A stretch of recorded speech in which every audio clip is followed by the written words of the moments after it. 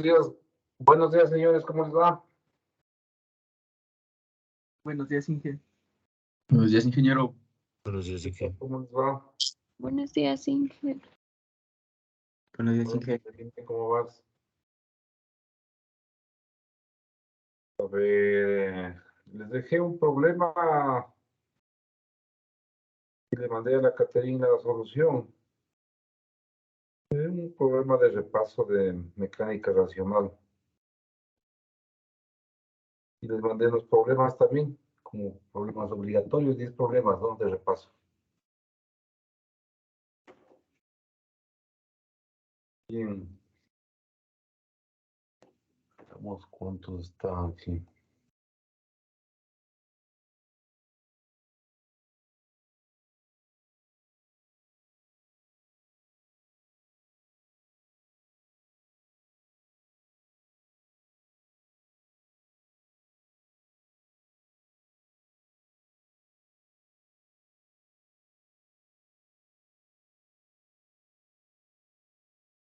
Listo. Bueno, sí, se aprecia en la pantalla, ¿no?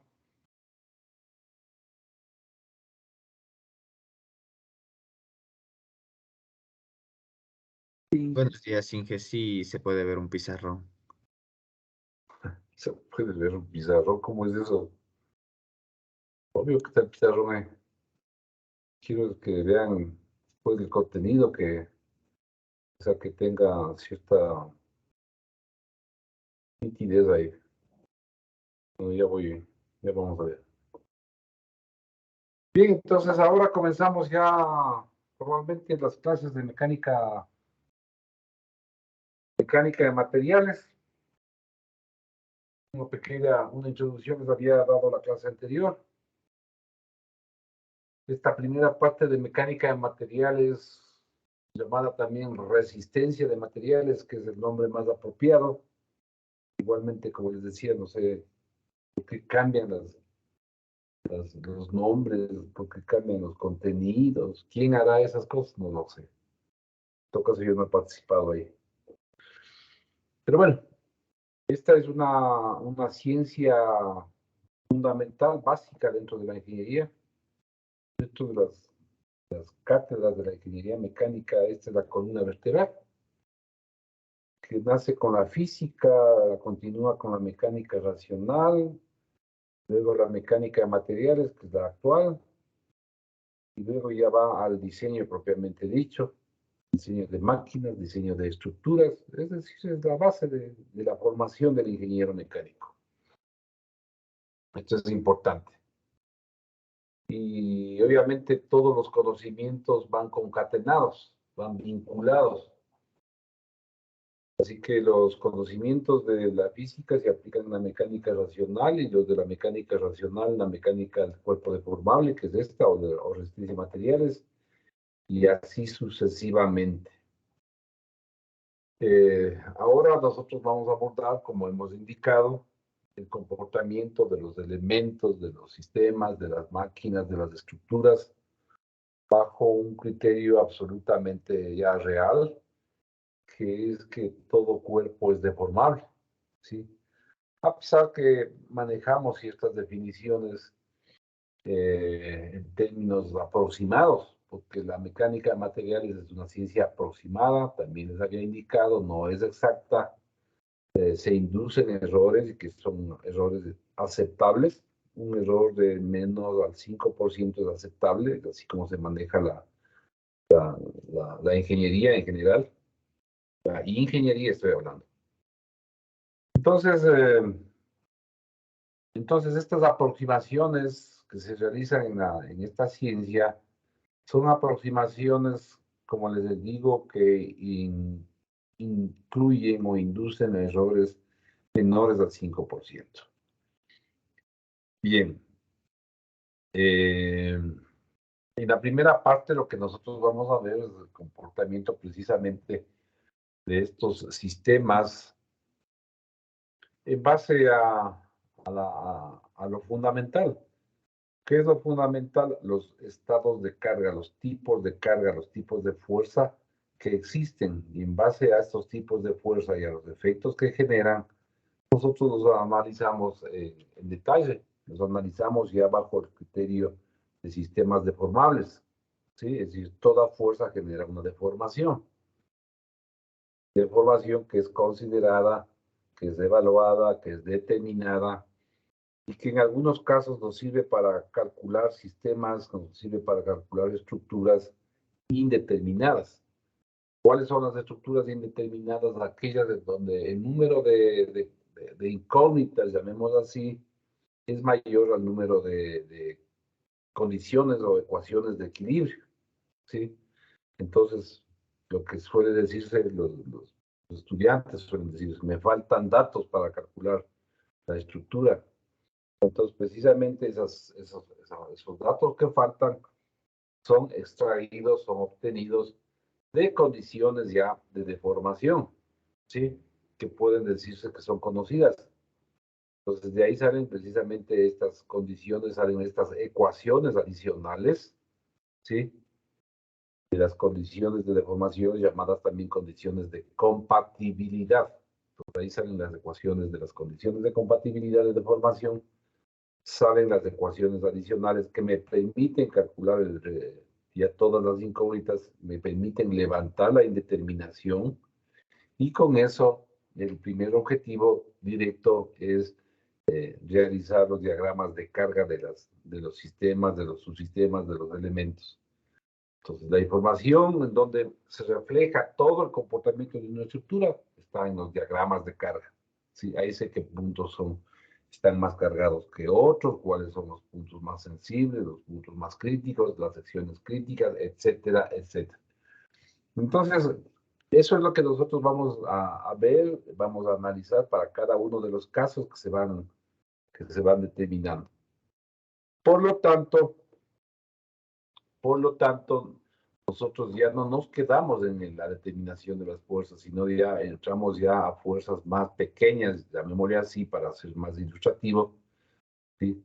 Fuerzas puntuales, fuerzas unitarias, ¿sí? Que están actuando en cada uno de los puntos de las secciones del material del elemento. Estas fuerzas unitarias, fuerzas puntuales, fuerzas distribuidas, lo que quieran, se les conoce como esfuerzos. Entonces, ahora más que de fuerzas, vamos a hablar de esfuerzos, ¿sí? Que son fuerzas unitarias. Y también, si hay un esfuerzo o una fuerza unitaria, hay una deformación unitaria.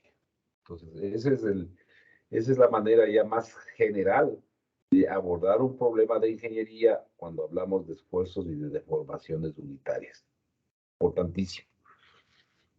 Entonces, para comenzar ya a analizar este comportamiento, hay ciertas definiciones que les había yo mencionado en la clase anterior, que es importante que se vayan ya asentando en el criterio del estudiante, ¿sí? Uno de estos, lo vamos a enunciar algunos de esos criterios, por ejemplo, ¿qué es un cuerpo rígido? Hablemos de cuerpo rígido, es el cuerpo que en teoría no se deforma ante la aplicación de las fuerzas, en teoría. En la ingeniería y en mecánica de materiales, cuando hablamos de cuerpos rígidos, son los cuerpos que se deforman muy poco, cuerpos que se deforman, cuerpos cuya deformación es imperceptible, es decir, parece que no le pasa nada. Cuando vemos la columna de un edificio, vemos que esa columna está estática, que no se ha deformado en absoluto. Situación que en la realidad no es así. La columna está deformada ante la funcionalidad del edificio, ante las cargas de las personas, movimientos de viento, pequeños movimientos sísmicos, lo que quieran. Entonces, esa columna, decimos, es un cuerpo rígido, es una columna rígida, ¿sí? Porque supuestamente no se deforma, pero sí se está deformando. No existe, como decíamos, en la Tierra, en el planeta, y hasta ahora que se conozca la ciencia, un cuerpo que tenga deformación cero. Todo cuerpo se deforma. Y ese es el concepto, la teoría, la premisa con la que se analiza en ingeniería los sistemas bajo la acción de fuerzas. Entonces, esa es la definición de cuerpo rígido. Lo contrario a cuerpo rígido es un cuerpo deformable.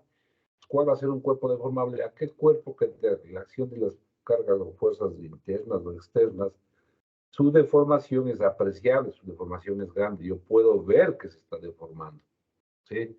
Pues si yo cojo una hoja de papel, ¿sí? esta hoja se está deformando, se dobla para acá, se dobla para acá, ¿sí?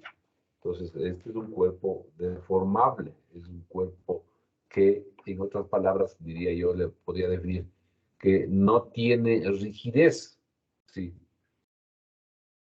Sí, entonces, vean ustedes cómo interviene esta palabra rigidez y que después ya la vamos a definir exactamente como se define en ingeniería lo que es la rigidez, ¿sí? Porque pueden haber cuerpos que sean de materiales rígidos, llamémoslo así, o sea, de materiales que tienen pocos niveles de deformación, pero por sus condiciones geométricas, si no cumplen la característica de ser un cuerpo rígido, ¿sí?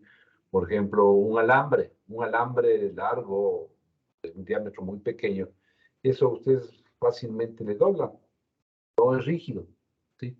Pero de ahí no es porque el material no es rígido, sino es porque la sección, la característica geométrica, no le permite, no le da la rigidez. Por lo tanto, ya vemos que esto de la rigidez tiene que ver con dos características. El primero, el material, y segundo, las características geométricas de la sección del elemento, ¿sí? La primera que salta a la vista es el área. Tiene muy poca área, entonces no es rígido. Ese alambre no es rígido porque el área es muy pequeñita, ¿no? Aunque el material sea de una alta rigidez. Entonces, cuando hablamos de rigidez, es la combinación de estas dos características, del material y de la geometría del elemento. ¿Sí? Entonces, todo esto relacionado con lo que estamos viendo, cuerpo rígido, cuerpo deformable, ¿sí? Ya vamos a ver, entrar un poco más en detalle. Tenemos una hora, vamos a tratar a ver si cubrimos un punto ya importante de la materia, que son entramos ya las propiedades mecánicas de los elementos, de los materiales, de los materiales específicamente, ¿no? Propiedades geométricas de los materiales. El acero tiene unas propiedades mecánicas, el aluminio otras, el hierro fundido otras, el bronce otras, el hormigón otras, ¿sí? Los plásticos, los polímeros otras, etcétera, etcétera, etcétera. O sea, los materiales, los metálicos. Bien, entonces hemos hablado ya de algunas definiciones, cuerpo rígido, cuerpo deformable, medio continuo también se utiliza bastante en la ingeniería, en la mecánica de materiales, ya es más, hay una teoría del medio continuo, ¿sí? Que todo tiene que ver con la física y con la interpretación de las palabras. Medio continuo, entonces hablamos de continuidad. Continuidad significa que cuando ustedes ven el agua sobre un tanque, ¿sí? El agua, y le ven que está reposando eso, entonces toda el agua representa un medio continuo, ¿sí? Entonces, tiene las mismas características, la transparencia, todo. Eso es un medio continuo. Cuando el agua está fluyendo en una tubería de manera uniforme, todas cosas, ese es un medio continuo, ¿sí? Pero si en esa tubería donde está fluyendo el agua, yo le pongo ahí, qué sé yo, una varilla en la mitad, ¿sí? Entonces el agua, ¿qué es lo que hace? Se abre, ¿no es cierto? Se esparce ahí alrededor de esta interferencia, de esta varilla que le pongo de lo que quiera. Entonces dejó de ser un medio continuo, entonces se convierte en un medio discontinuo. ¿Qué es la varilla? Es un elemento de discontinuidad, ¿no? Le está quitando esa característica. Entonces hay una especie hasta de turbulencia en el agua, ¿no es cierto? Eso es lo que está haciendo la varilla en esta tubería que está desplazándose el agua de manera uniforme. Entonces, medio continuo, medio discontinuo, donde hay una discontinuidad, ¿sí? Entonces, el acero, los materiales del acero, si yo le corto un pedazo de acero, ¿sí? Y si le veo al microscopio, yo veo que su material tiene características uniformes. Si hago un ensayo más minucioso y veo ya en un microscopio, entonces voy a ver que el material tiene partículas uniformes, ¿sí? Entonces es homogéneo, son partículas que tienen unos granitos ahí, unos tamaños de grado uniformes. Entonces, esa es la característica del material, pues no es un material homogéneo. El acero es un material homogéneo, ¿sí? Es decir, el material en una valla de acero es un medio continuo, ¿sí? No hay distorsión, no hay. Ahora, si el acero es de mala calidad, yo le corto el acero, le hago una microestructura ahí, le veo en el microscopio, y de pronto veo ahí unos pedazos más grandes, veo unas inclusiones de basura, de escoria, de lo que quiera, entonces ese acero es de mala calidad. ¿Qué significan estos tamaños, estos granos ya más grandes? Significan una discontinuidad, lo que les decía del tubo de agua. Entonces esa discontinuidad es malísima. Ahí sí ya le acabó al acero. Si yo estoy haciendo qué sé yo, un tanque soldado, tengo que soldar las planchas, y el rato que estoy soldando las planchas, esa soldadura tiene que ser de las mismas características del material del tanque, ¿sí? Es decir, tiene que ser homogéneo, no tiene que modificar la continuidad del material. Si le modifica, le está alterando, ¿sí? Entonces eso no es bueno. Y peor aún si esa soldadura tiene problemas, tiene fallas en la soldadura, tiene fisuras en la soldadura. Entonces las fisuras son discontinuidades, le alteran las propiedades, las características del material. Entonces eso que lo que hacen en definitiva le restan la resistencia del material, le restan capacidad de trabajar con las cargas ya de trabajo, de funcionalidad. ¿Sí? Si ese tanque está adentro trabajando con unas presiones de agua altísimas, ¿sí? Entonces, estas discontinuidades le van afectando, porque si hay estas presiones altas y estas presiones son dinámicas, ¿sí? Están variando en el tiempo, qué sé yo, una presión de 800 baja a 500, sube a 1500, y eso representado matemáticamente en una función. Entonces puede ser que sea una función cuadrada, una función rampa, una función sinusoidal, ¿sí? Entonces, este comportamiento dinámico, con estas discontinuidades, ¿sí? Entonces, y en la medida en que pasa el tiempo, estas discontinuidades comienzan a crecer en el material, comienza esa discontinuidad, esa fisura comienza a crecer, ¿sí? Hasta que de pronto, ¡tac!, colapsa todo el sistema. Colapsó el sistema, solo es cuestión de tiempo, y eso es lo que se conoce como la falla por fatiga del material. Se fatigó el material. Eso es lo que puede pasar en la central hidroeléctrica Coca-Cola Sinclair, en los distribuidores. Ahí está. Se han de haber oído, ¿no? Están tan informados. Dicen, hay 7.000 fisuras en los distribuidores de Coca-Cola. Son estas discontinuidades que son productos no solo inclusive de la soldadura, sino que el material ya vino de mala calidad, vino con estas imperfecciones, estos problemas. Entonces, pero resulta que los distribuidores están trabajando a 1000 PSI de presión con variación, y esta presión va fluctuando, va variando. Entonces, imagínense lo que significaría que explote uno de estos distribuidores, 8 son, por falla por fatiga, que se fatigue. Entonces, la falla por fatiga es una falla abrupta, como una explosión. Esa es una falla por fatiga. Que pase eso, acabó con la casa de máquinas de la central, acabó con una inversión de 3.200 millones de dólares, y puede acabar con la vida de las personas que están ahí en las casas de máquinas. Ahí. Ese es el problema de Coca-Cola, dicho en pocas palabras, resumido, aplicado a lo que estamos viendo ahora. Entonces, todo esto es un análisis, un asunto de ingeniería, ¿no? Por eso estamos los ingenieros mecánicos, nosotros los únicos que hemos protestado, alzado la voz a esto, y hemos puesto nuestro rechazo a estos problemas, a estos proyectos mal hechos. Ustedes saben por quién. Y si nosotros protestamos, ¿quién protesta? Nadie.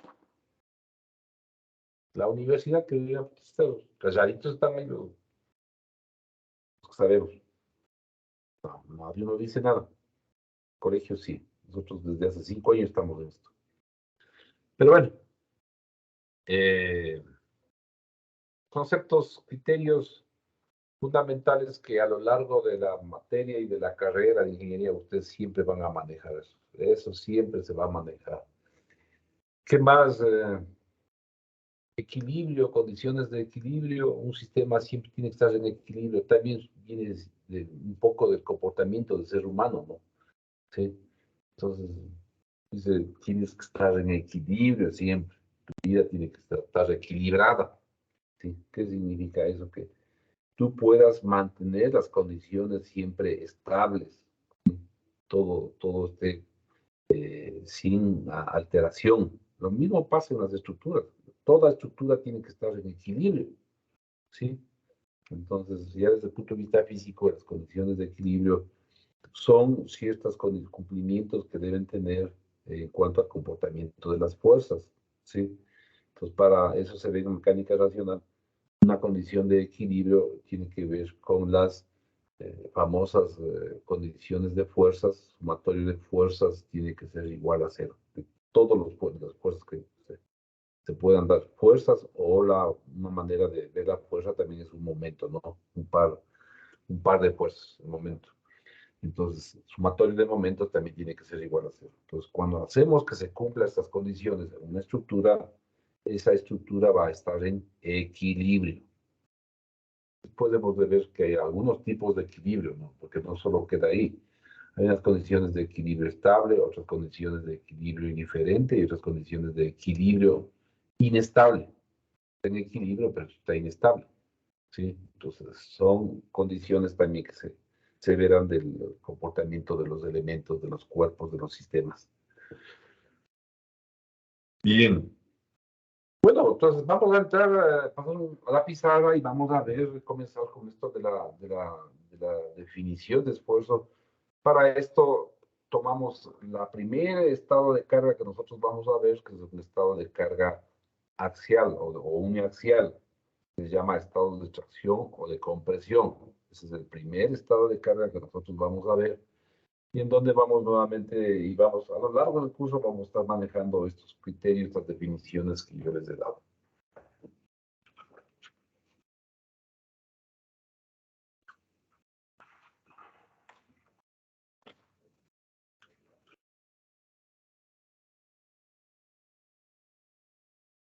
Bien, vamos con definición de esfuerzo.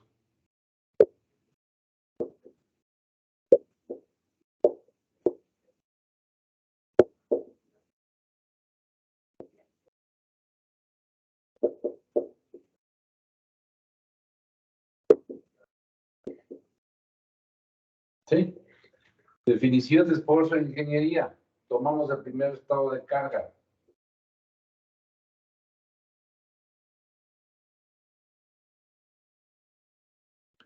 Carga uniaxial. ¿Sí? Un elemento cualquiera que está sometido a una fuerza de tracción. ¿Sí?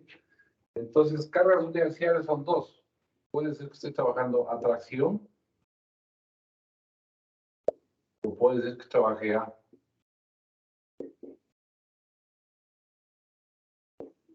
compresión. ¿Sí? Y hacer esto.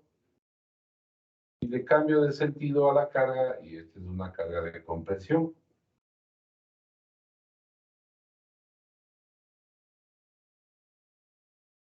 ¿Sí? Entonces, ¿qué es lo que va a pasar? Bueno, este elemento yo le voy a llamar, porque le voy a analizar a este elemento, a ver qué es lo que pasa en este elemento donde está aplicada la carga. Cuando le voy a analizar, a extraer información de ese elemento toma el nombre de probeta. Es una probeta. Que ha sido una probeta, un elemento en donde yo voy a someterle a una serie de ensayos para extraer información de sus características, de sus propiedades, etcétera, etcétera. Entonces, esta probeta tiene ciertas características geométricas, ¿no? Tiene una longitud, tiene un área y responde a un material, es de un material específico. ¿Qué material? El material típico de ingeniería universal es el acero. Entonces, una probeta de acero de ciertas características geométricas, ¿sí? Y no solo el acero, va a tomar un acero muy específico porque el acero tiene una gama, hay montones de aceros. ¿Sí? El acero es un material que no sale de manera primaria, no es que sale ya de una mina, de una roca y obteniendo acero, no. El acero tiene como material base fundamental el hierro. El hierro sí sale de las minas, de la naturaleza. Pero a este material hay que combinarle, hay que fundirle y ponerle otros materiales adicionales, otros materiales, para mejorar las características del hierro. Y de esa manera, entonces yo obtengo y se le denomina el acero. Entonces, como yo combino esto con otros metales, el hierro, con cromo, con vanadio, con molibdeno, con un montón de materiales, entonces sale un montón, infinidad de combinaciones. Entonces hay una infinidad de aceros. Entonces, eso es la ciencia que ha ido estudiando, ha ido y comienza a mejorar la calidad de este acero. Tener unas tremendas propiedades mecánicas, propiedades que le dan capacidad, resistencia, le dan rigidez, un montón de cosas más. Entonces, esta probeta es un tipo de, una gama de estos aceros especiales, se le conoce como el acero estructural. Como el nombre lo dice, es un acero que se utiliza para estructuras, ¿sí? Entonces, en estructuras tiene que ser un excelente acero porque las estructuras son los edificios, son las viviendas, son los puentes que llevan y aseguran a la vida de las personas, ¿sí? Imagínense que se caiga un edificio, ¿cuántos muertos hay? Y eso ha pasado, ¿no? Entonces, estamos caracterizándole la probeta, ¿sí? Estamos diciendo que es una probeta de un acero estructural, ya vamos a dar las dimensiones, estas cosas. Pero, ¿qué es lo que pasa? Y voy a dibujar nuevamente acá, ampliando esto.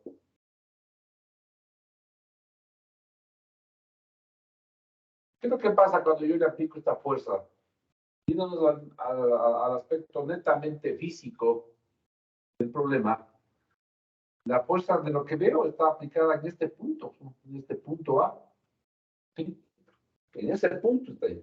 Realmente no sucede eso. Las fuerzas, generalmente se dice hay una fuerza, pero realmente está aplicada, es toda una espectro en donde la fuerza está ejerciendo aquí presión.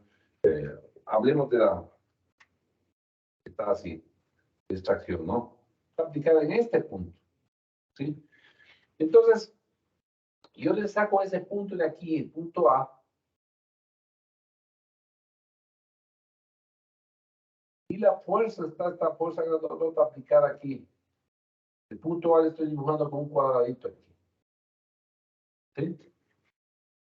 Pero por equilibrio, aquí, para que este puntito que estoy sacando esté en equilibrio, así está la fuerza aplicada, ¿sí? Entonces, resulta que esta fuerza, aquí está la fuerza de tensión, está aplicada en este punto. Pero hacia adentro del material, ¿cómo se propaga esta fuerza? Entonces, hagan la cuenta nuevamente al líquido. Viene por aquí, así, comienza a propagarse así.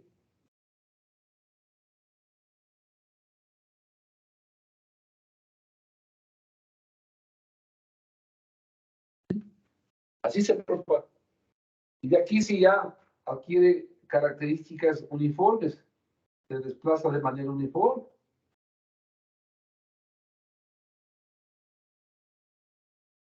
¿Sí?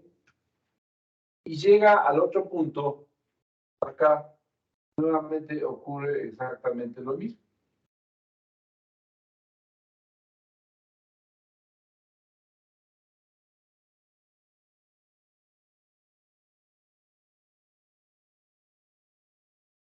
¿Sí? Entonces, ya tomé este punto aquí, pero por el momento no me interesa este punto. Voy a tomar aquí al hacer el análisis en esta sección de acá, en una sección en donde ya se calmó todo y esto es uniforme. ¿Sí? Aquí en esta parte, en esa sección voy a tomar. ¿Sí? Entonces, aquí tenemos yo bastantes puntos. Cada una de estas líneas que yo he dibujado se les conoce como líneas de fuerza.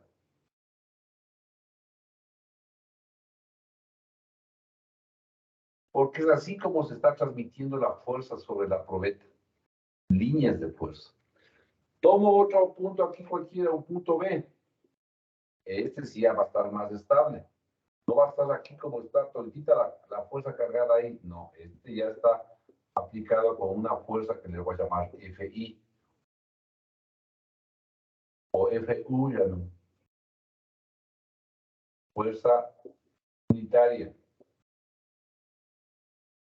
¿Sí? Este es mi punto B. Entonces, ese sí, esta fuerza unitaria, fuerza puntual en el punto B, en donde ya aquí está ya calma. Se está transmitiendo la fuerza, pero está de manera uniforme aplicándose. ¿Sí? Entonces, esta fuerza unitaria también se le conoce como fuerza media. Fuerza unitaria media. Que es la media, porque ya es uniforme esto. ¿Sí? Esta fuerza unitaria, fuerza media unitaria, exactamente es el esfuerzo.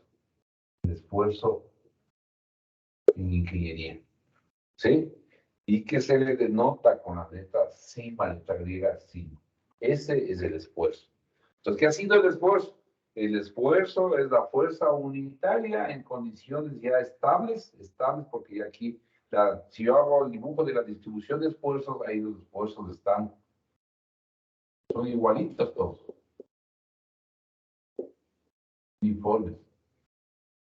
Este es mi esfuerzo. ¿Sí? Y por lo tanto, el esfuerzo, ya aquí, en esta parte, se le define como la fuerza aplicada a esta, la fuerza de tensión, la total, sobre el área. ¿Qué área? El área de la sección transversal de la probeta. ¿Sí? Entonces, este es el esfuerzo de ingeniería. Esfuerzo normal, está aplicado de dirección normal. Medio, yo caracterizarle más esfuerzo normal medio, ¿sí? De tracción. Y es el esfuerzo en ingeniería.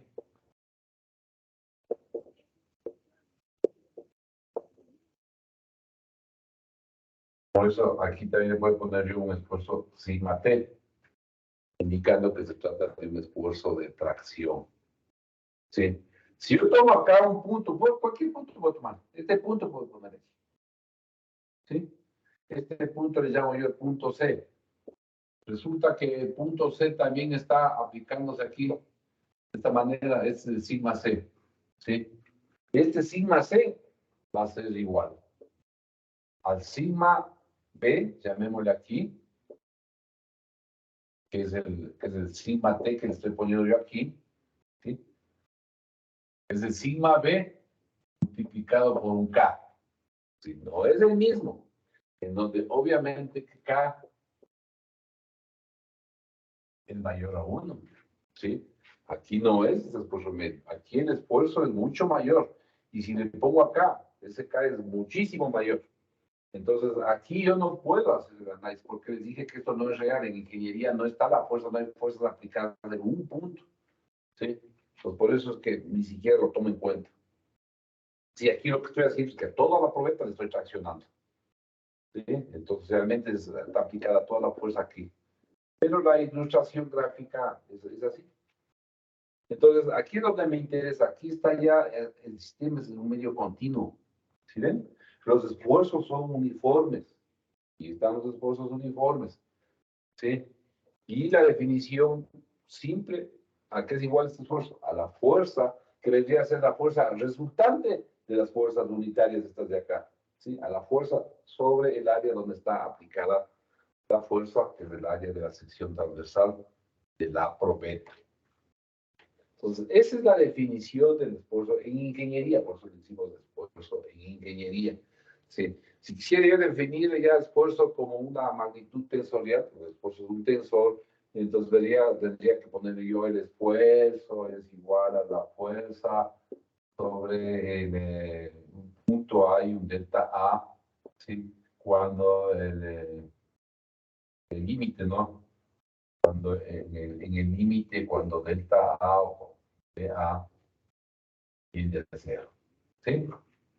Entonces, ya ser algo como esto. Ese no le estamos nosotros considerando. Bueno, aquí se vendría a ser no F, no, sino un delta F. Y esto, si quiere ya exactamente, esto vendría a ser desde el límite cuando delta A tiende a cero. ¿Sí? Y esa es la definición de esfuerzo.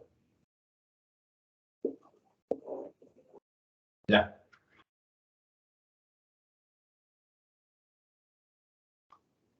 El esfuerzo exacto, puntual, ya no medio. ¿Sí? Bien.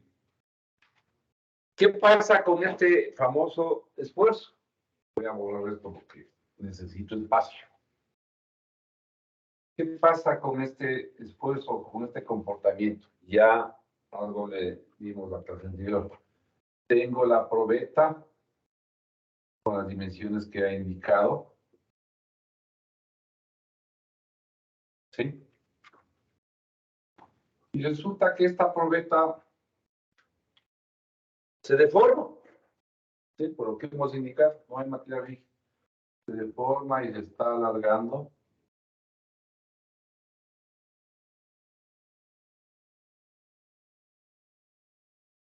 Y adquiere esta forma. ¿Sí? Entonces lo que tenía aquí una longitud, ¿sí? La vemos longitud inicial. Ahora su longitud ante la aplicación de la carga F tiene una longitud final. ¿Sí? ¿Qué pasa con el área? Lo mismo, ¿no? Tenía una área inicial y ahora tiene un área líquida, ¿no? Área final. Es decir, la longitud ha aumentado y el área ha disminuido. En otras palabras, la probeta se ha deformado.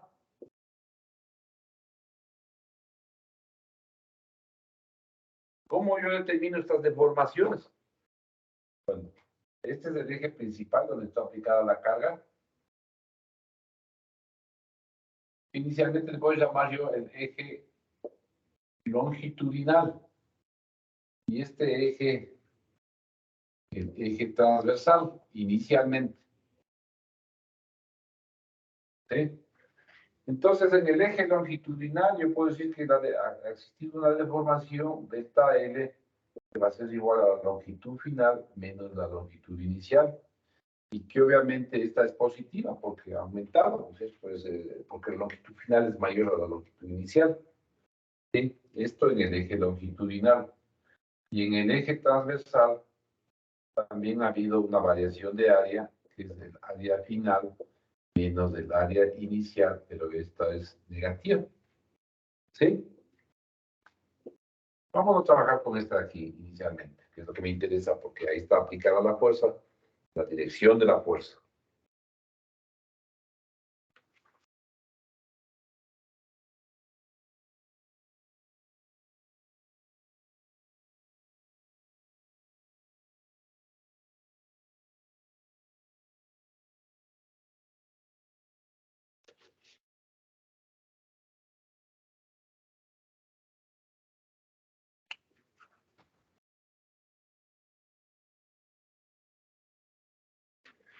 Bien.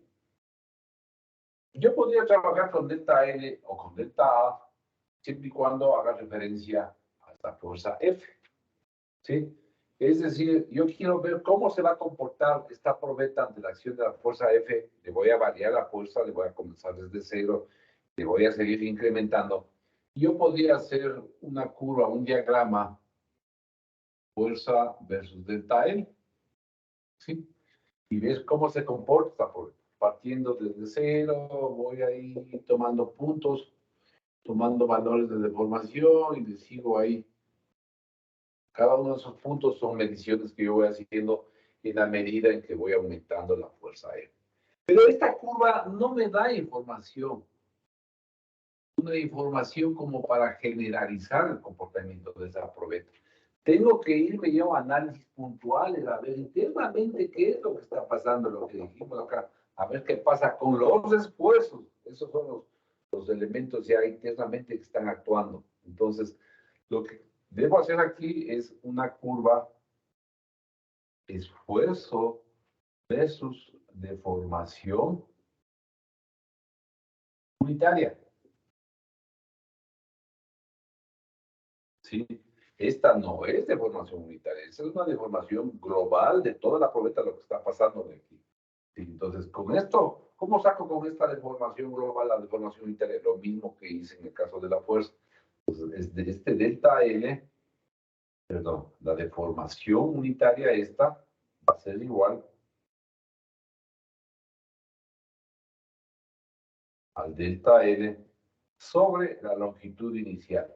Se toma así.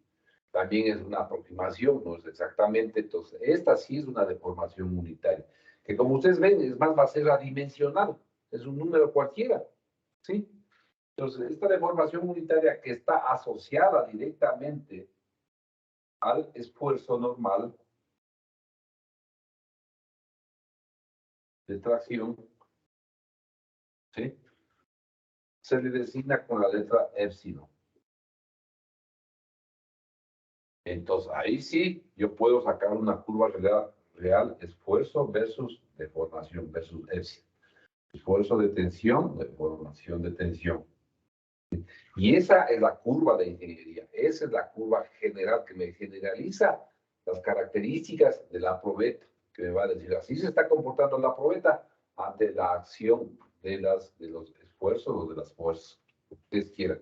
Entonces, si yo hago esto para esa probeta que les expliqué, que era de acero, estructural, de material específico, yo obtengo una curva así.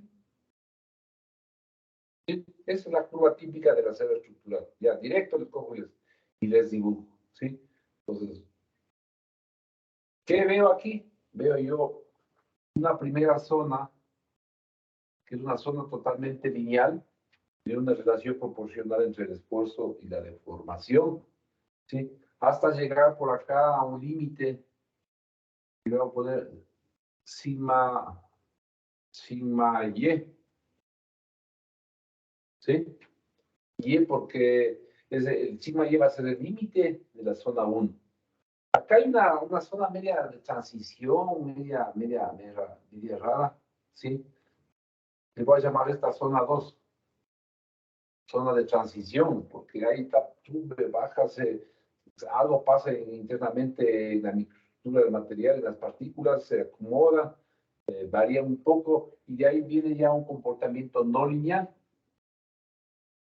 que se le conoce esta zona como la zona, bueno, es la zona 3, ya le voy a decir, comportamiento simplemente no lineal, en donde llega aquí a un máximo, y le voy a llamar yo sigma,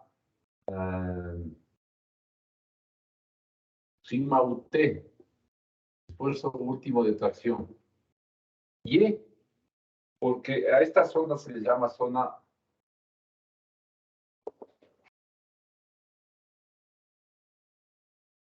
de fluencia, que en inglés Y es yield, ¿no? Por eso es Y. Zona de fluencia y este esfuerzo del sigma Y, de yield, de fluencia, en inglés. ¿Sí? Zona de transición, ya les dije, ¿no? Zona de transición, se le conoce como zona de fluencia, y este límite, la primera cresta, es el esfuerzo de fluencia. Y ahí sube, baja, viene así, pasa eso así hasta que se acomoda y se fue por acá. Este es el esfuerzo de fluencia.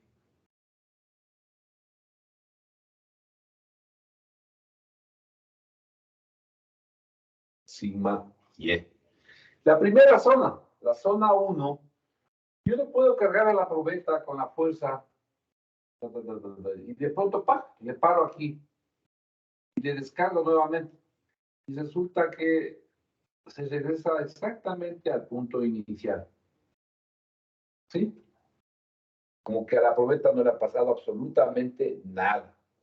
Y eso hago hasta acá, no le pasa nada. Llego al esfuerzo de fluencia y ese es el límite hasta donde puede tener ese comportamiento.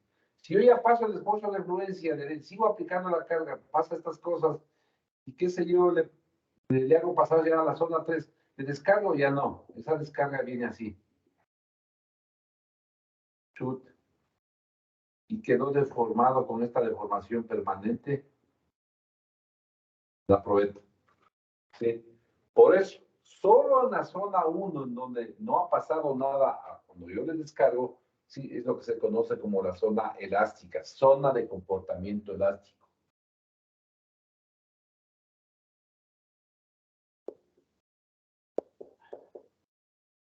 ¿Sí? Entonces, ¿dónde trabajan todos los elementos de la ingeniería? En la zona elástica. Las estructuras, todos estamos dentro de la zona elástica, en los motores, en las máquinas, todo en la zona elástica, zona 1. Y el límite de esa zona elástica es el sigma y. ¿Sí? Y aquí es donde nace precisamente la base de todo lo que es la resistencia de materiales, ¿sí? En la zona elástica. Cuando yo determino la relación entre el esfuerzo y la deformación en la zona elástica, la pendiente aquí, ¿sí? Esta pendiente, que no es más que el valor E, que conocemos como E. El módulo de elasticidad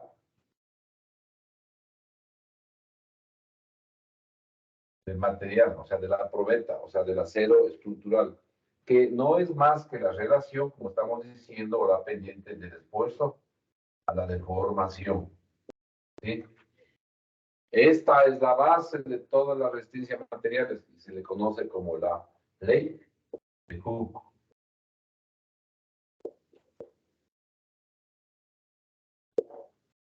¿Sí? La base de la, o la base de la, por eso también se llama esto teoría de la elasticidad. ¿Sí? La primera ecuación de la teoría de la elasticidad es esta, la ley de Hooke. La relación esfuerzo-deformación. ¿Sí? Como ustedes ven, si epsilon tiene una unidad adimensional, el E tiene unas unidades de esfuerzo. ¿El esfuerzo qué unidades tiene? El esfuerzo tiene unidades, decimos, fuerza sobre área, ¿sí? Es decir, tiene unidades de, puede ser kilogramos sobre centímetro cuadrado, toneladas de metro cuadrado, libras por pulgada cuadrada, kilolibras por pulgada cuadrada, cualquier unidad de fuerza sobre área. ¿Sí? Y esas mismas unidades tendrá el famoso módulo de elasticidad, también llamado módulo de Young o módulo de rigidez. Tienen diferentes nombres, ¿no?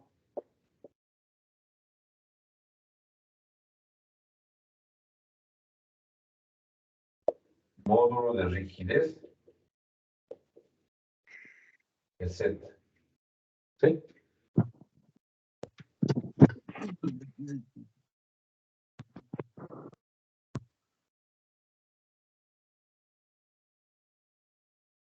Bien.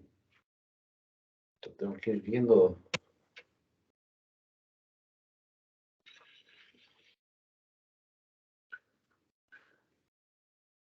¿Cuál para el acero?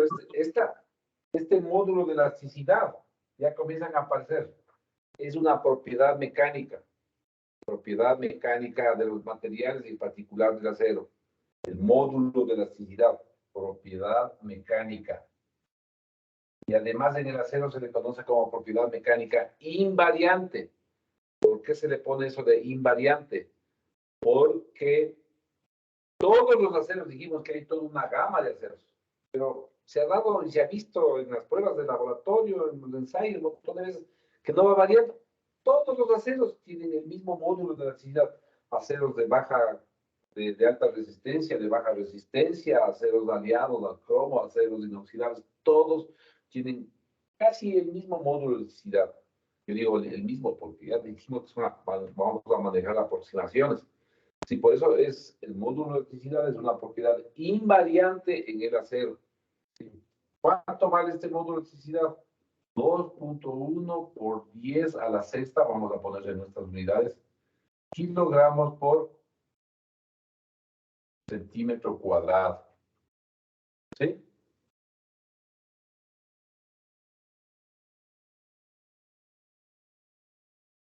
Es un valor altísimo, elevadísimo. Por eso es que el acero es el más utilizado dentro del desarrollo de la ingeniería mundial, porque no existe otro material que tenga un módulo de elasticidad tan alto. ¿Qué significa que tenga un módulo de elasticidad alto?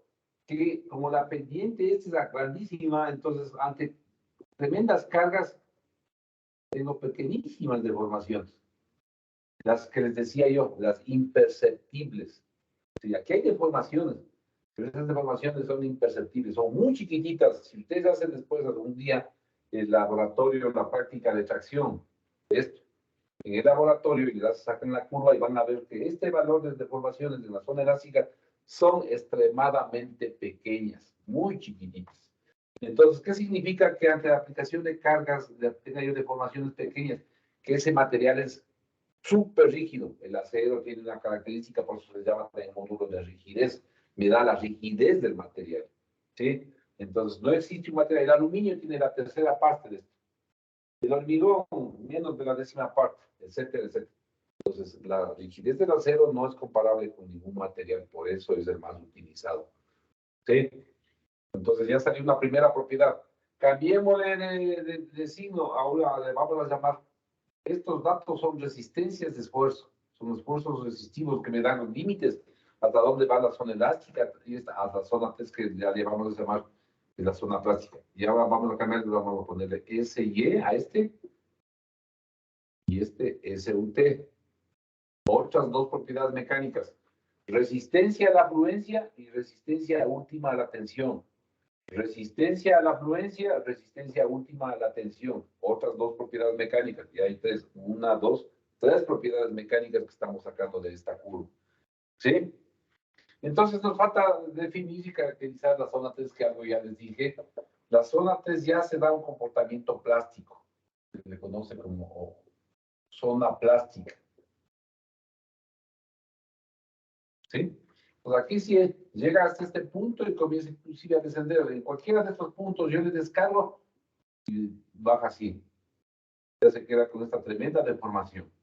Hasta llegar a un punto donde, ¿qué es lo que pasó aquí? Se fractura la probeta. ¿Sí? Aquí ya, y ese es el esfuerzo, que no tiene importancia, pero se lo hace en relación. ¿Sí? Este es el esfuerzo de rotura. ¿Sí? O resistencia a la rotura. Podría llamar SR. Pero no tiene importancia. Lo que sí tiene importancia cuando se rompe es este valor. Ahí sí baja así. Baja perpendicular. Yo puedo ver cuánto, hasta que se rompió la probeta, uniendo los dos pedazos ya que se han fracturado, cuánto es la deformación máxima. ¿A cuánto llegó esta deformación máxima? ¿Sí? Eso sí puedo hacer. Eso es importante. ¿Por qué? Porque esta deformación máxima me da a mí la ductilidad del material.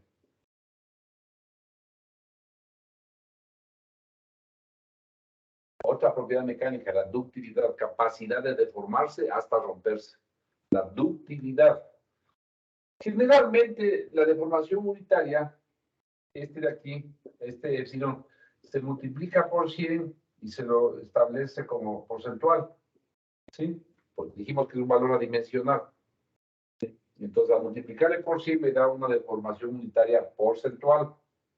Entonces, hablamos de materiales dúctiles que tienen gran capacidad de deformación, en términos generales, ¿no?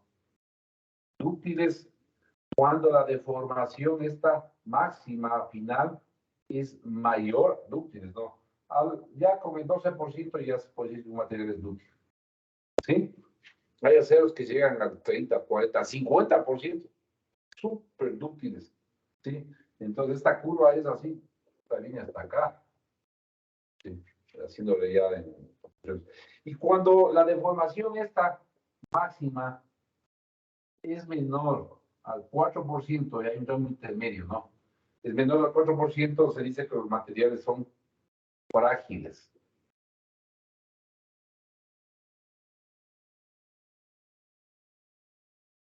¿Sí? La fragilidad, la ductilidad, el módulo de elasticidad, la resistencia, la prudencia, la resistencia última, la tensión. Pues ya van saliendo de esta curva, van saliendo propiedades. ¿Sí? Bueno, jóvenes, ahí quedamos. Continuamos la próxima semana.